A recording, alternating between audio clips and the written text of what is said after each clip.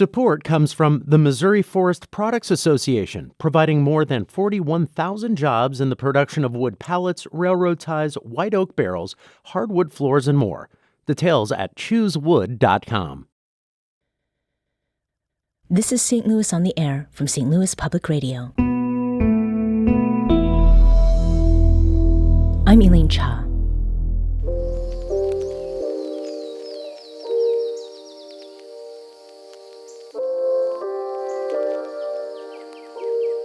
In a corner of the Missouri Ozarks, there's a place known as Pioneer Forest.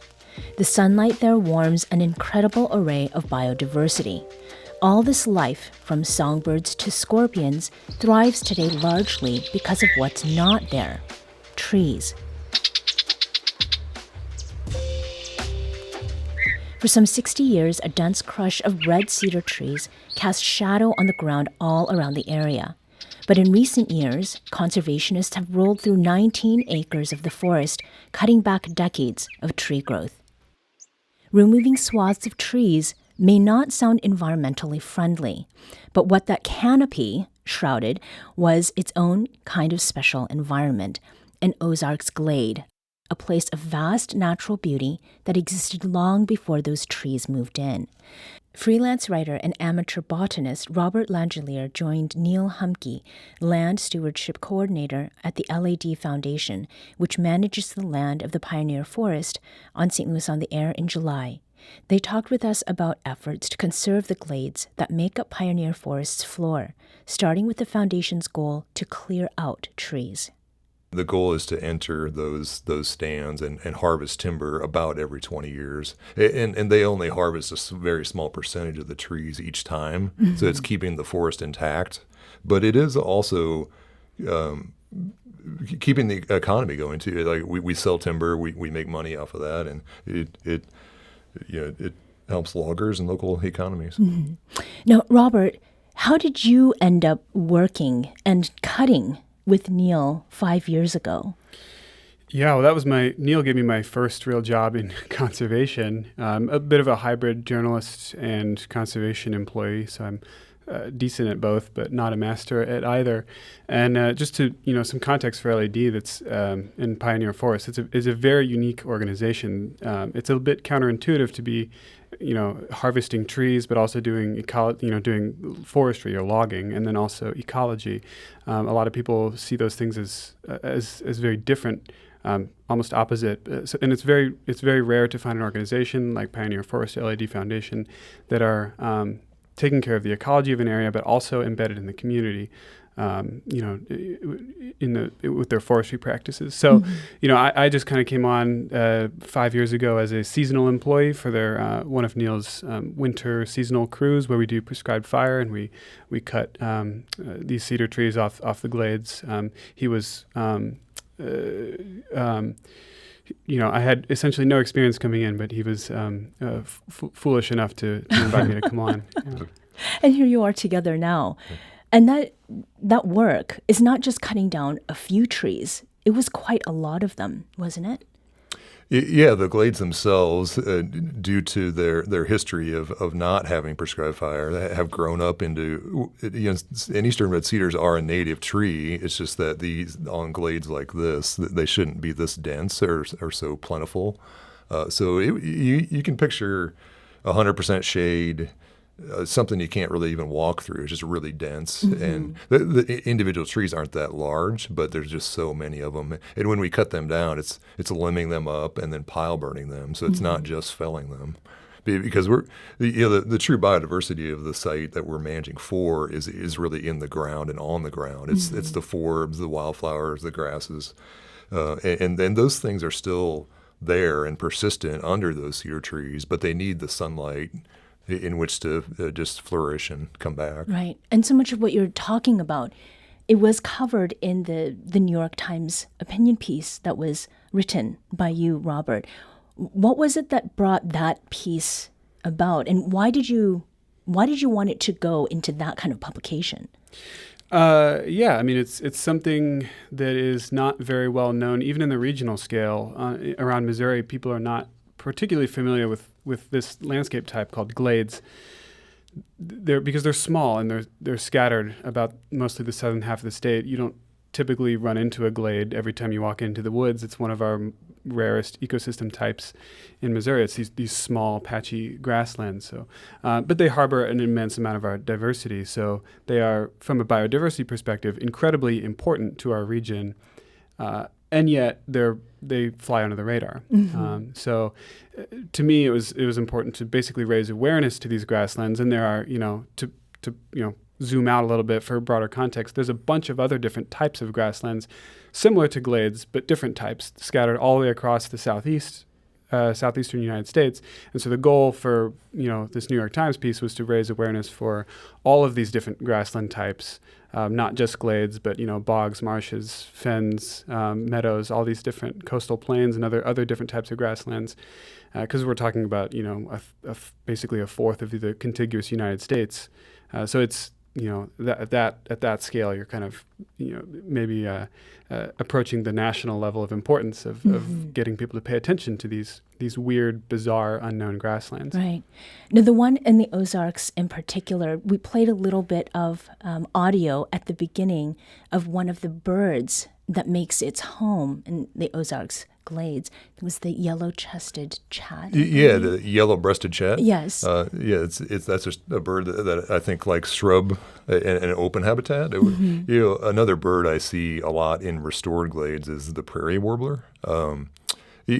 Birds in general, the native birds have seen a decline over the past several decades, and that's one of the key benefits of restoring fully any natural area is just the insects can survive, which feed the birds, and it's just a more holistically well-managed system. Yeah.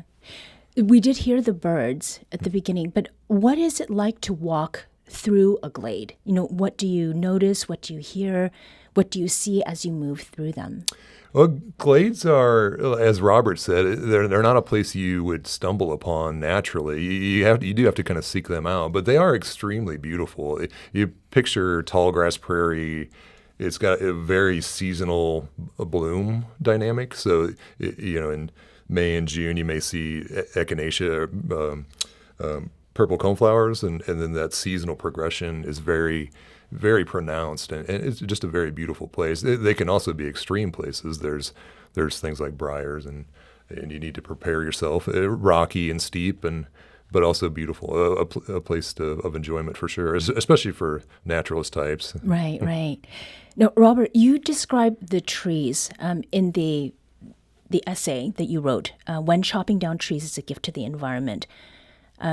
You described the trees in the area as opportunistic red cedar trees. We don't often see opportunistic in relation to trees, but what is it that makes them that? Why did you characterize them that way? Thanks for asking. That's a nuanced question. In essence, every species on Earth is opportunistic, right? So it is a weird way to characterize it. And you're opening this box of this contentious issue of terminology in our field, which is a lot of people call these red cedar trees invasives because they're coming in and they're moving into an ecosystem where we think historically they did not belong. So we tend to call them invasive. Now, invasive first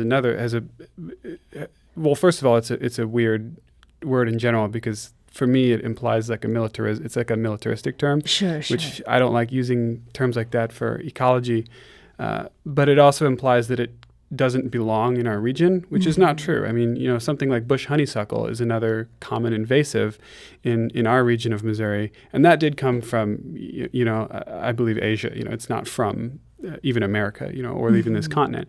Eastern red cedar, on the other hand, is native to Missouri across the state. So it does belong here, and it even belongs to some extent on glades. So to call it invasive is weird. To call it opportunistic is a little bit better. Okay. But, we're always searching for better terminology right. for these types of things. There's almost a sort of moral judgment that goes with invasive or opportunistic. Now, you did also write that scorpions are one of the native species of a glade. Somehow that does not strike me as a Missouri animal. Like I think of Arizona or other places like that. Are scorpions making a return, or have they always been there, just not as visible? They've always been here, and it's not, a scorpion's not something you will readily see like during the daytime. That they're under rocks because glades are open sun and usually really hot. So they're seeking refuge under rocks. And our native bark scorpion is very small. It's just a few inches long and very hard to see. They're camouflaged, and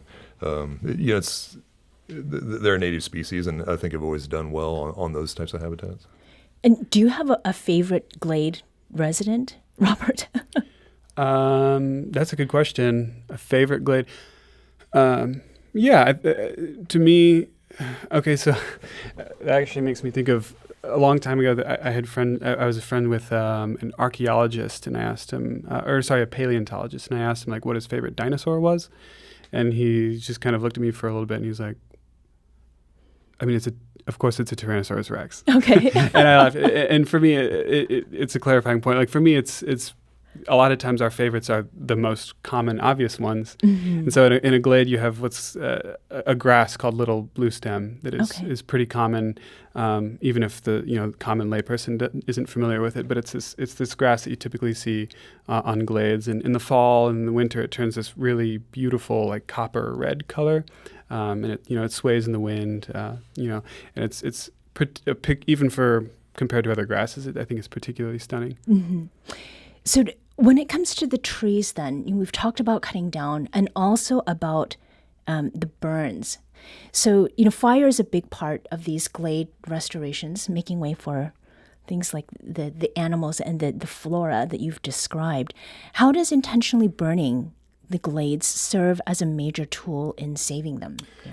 So I think it's best to talk about appropriate landscape processes, and that's why the cedars are there in the first place. There's been an exclusion of fire. So returning fire helps to restore these areas because they've evolved with fire.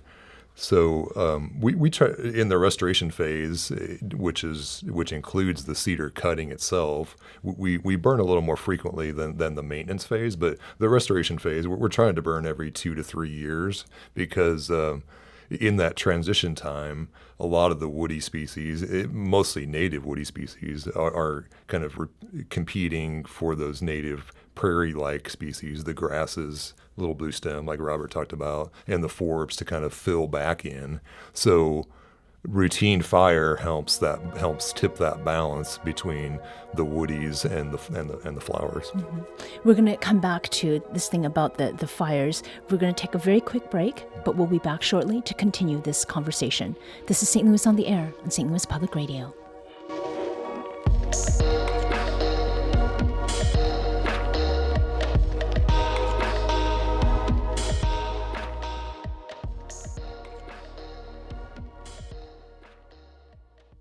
Support comes from Missouri Forest Products Association, committed to sustainable and sound conservation of the state's forests, which support more than 41,000 Missouri jobs, resulting in a $10 billion industry. ChooseWood.com.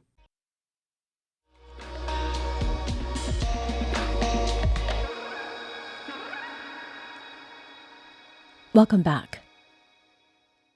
Let's return to my conversation about Missouri Glades conservation with Neal Humke, Land Stewardship Coordinator at the LAD Foundation, and freelance writer and amateur botanist Robert Langellier.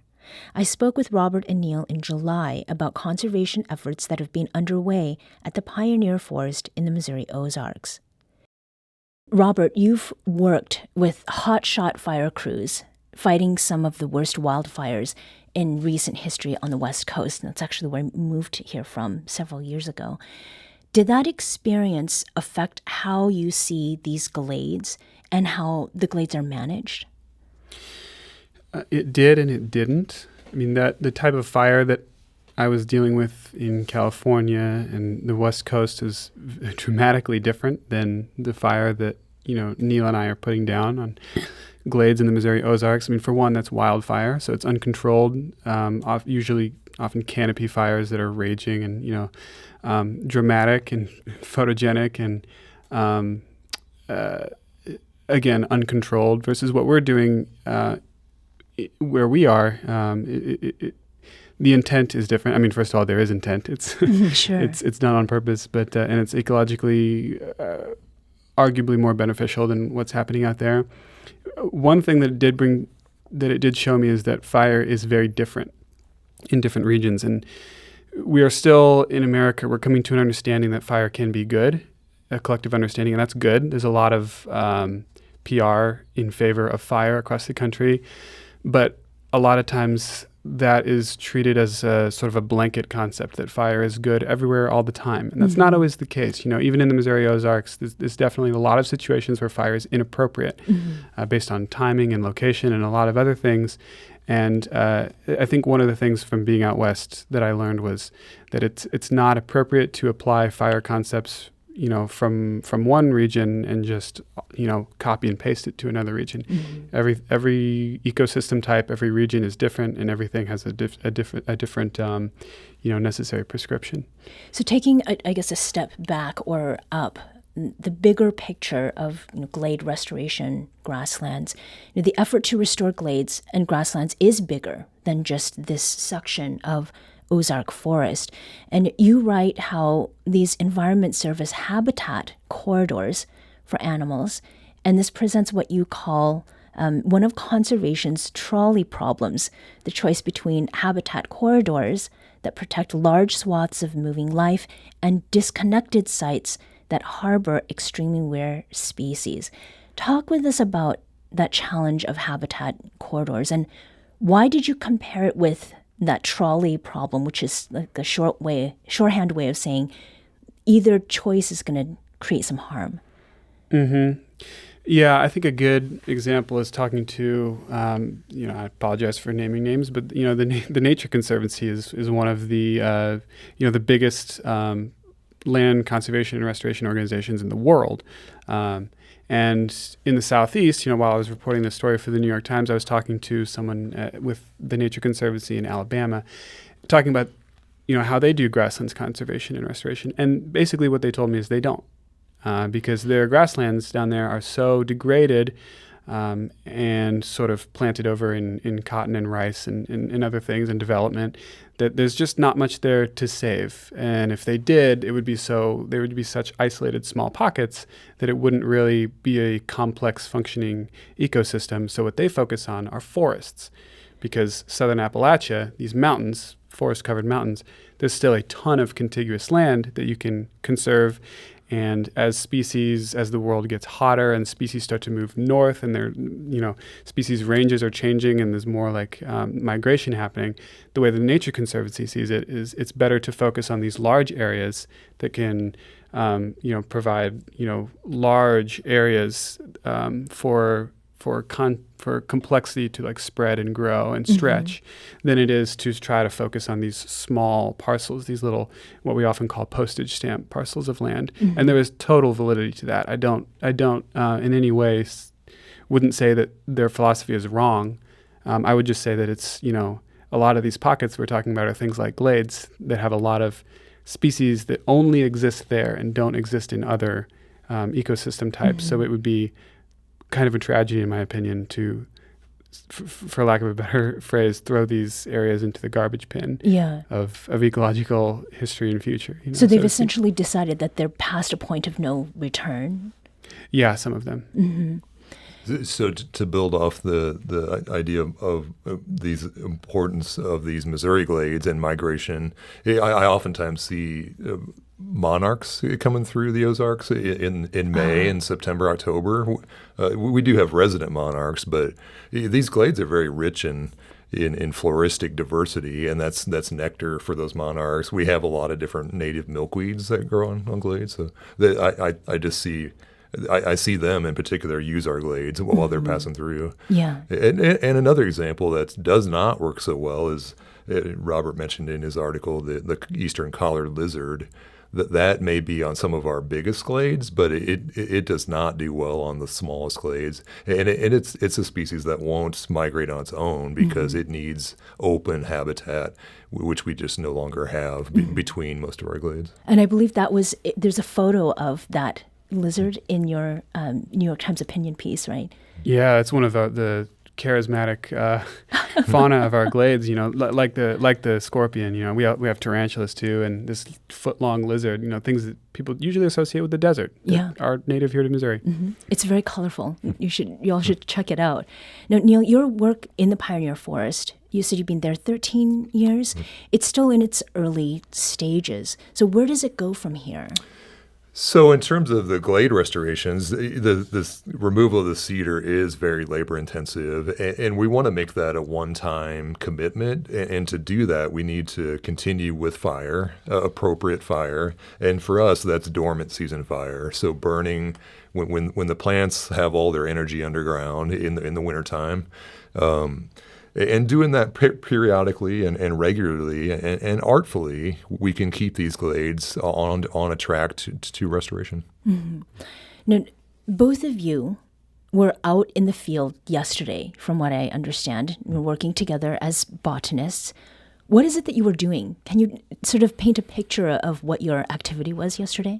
Well, I think Robert mentioned it yesterday. One of his favorite things to do is just to lay down a quadrat, a square, and we try to ID everything within that. And as a botanist, that's kind of what we do and what we like, right? We're trying to ID things, and most of which are not even blooming. We're trying to ID them from just a couple of leaves and things like that. But we do that to monitor these sites long term. We oftentimes do monitoring prior to conservation actions. So we would put in plots on a glade like we restored before we cut trees, and then monitor its restoration. And that helps to guide our restoration practices. Mm-hmm. So it's like a longitudinal sort of study then. Yeah. Are you out there with cameras and that sort of thing as well? I'm out there with my cell phone taking pictures for fun. Okay. But, oftentimes there is photo monitoring linked to the botanical monitoring. Mm-hmm. And as botanists, what is it that draws you to these areas? Do you find something special about the glades, Robert? Yeah, I really do. I mean, it's how to put this is. I've worked in other fields, like you mentioned, wildland firefighting, and I've worked in a few other fields as well. And the more time you spend in them, at least in my experience, the less, wonder and engagement I have with them as I get tired of doing that job or whatever it is. In ecology and botany, the more I learn about each plant, the more new plants I learn. Just yesterday, I learned probably a dozen or 24 new plants. Still, every time I go out there, I'm learning new things. And every time I walk into, let's say, a glade, for example, I am filled with more amazement than I was the last time I walked into a glade. And that's not normally how anything in the world works. Right. So as long as that keeps happening, I'm going to continue doing this type of work. So we have a question about a species of glade flower, Fremont's leather flower. Ah, yeah. That's a great one. Yeah. So tell me, what does it look like? I mean, leather doesn't sound particularly appealing, but... Well, I believe they call it leather flower because its leaves are relatively stiff, like leather. Mm-hmm. And it's a neat one. We unfortunately, we do not have them on our glades, but they are found near St. Louis here on glades, just south of St. Louis. Okay. And it's a neat plant because when it dries out, the frame of those leaves, the internal structure stays there, and it acts like, I think it kind of acts like a tumbleweed. Mm-hmm. And that's how it's just a very interesting plant for sure. And I mean, your work with the glades, was it accidental or did you want to be working there? That's a good question.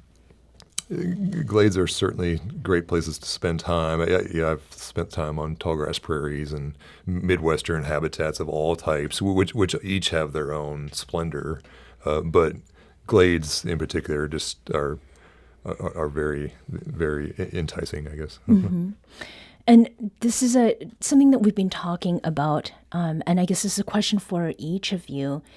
Our show has covered heat. We're talking about that a lot. We've talked a lot about trees, and it seems like everyone is talking about the heat, not just in this country, but all across the world.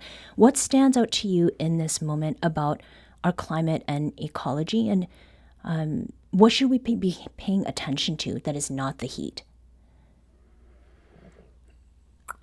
Oh, well, I would say, on the one hand, glades are very heat tolerant. So the species that live on glades are very deep rooted, like tallgrass prairie species. So fully restored glades are very resilient to heat, and I think they'll do well in a changing climate. Just in general, the best management of any natural area is going to be more resilient to adverse change. Mm-hmm. Neal Humke is the Land Stewardship Coordinator at the LAD Foundation, which manages the land of the pioneer forest in the Missouri Ozarks. Robert Langellier is a freelance writer and amateur botanist. His essay, When Chopping Down Trees is a Gift to the Environment, was published this June in the opinion section of the New York Times. This episode was produced by Danny Wissentowski, with audio engineering and podcast design by Aaron Dorr. Our executive producer is Alex Hoyer. St. Louis on the Air is a production of St. Louis Public Radio. Understanding starts here. St. Louis on the Air proudly supports local artists by using music from Life Creative Group.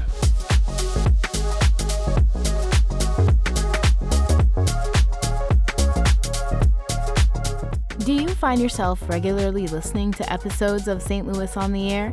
Suggest us to a friend you think might enjoy our conversations, and leave us a review and rating on Apple Podcasts on the App Store. It's the simplest way to help people discover our show. Thank you.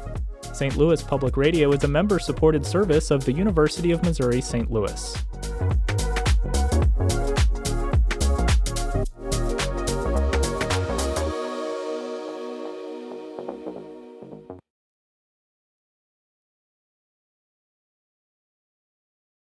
Support comes from the Missouri Forest Products Association.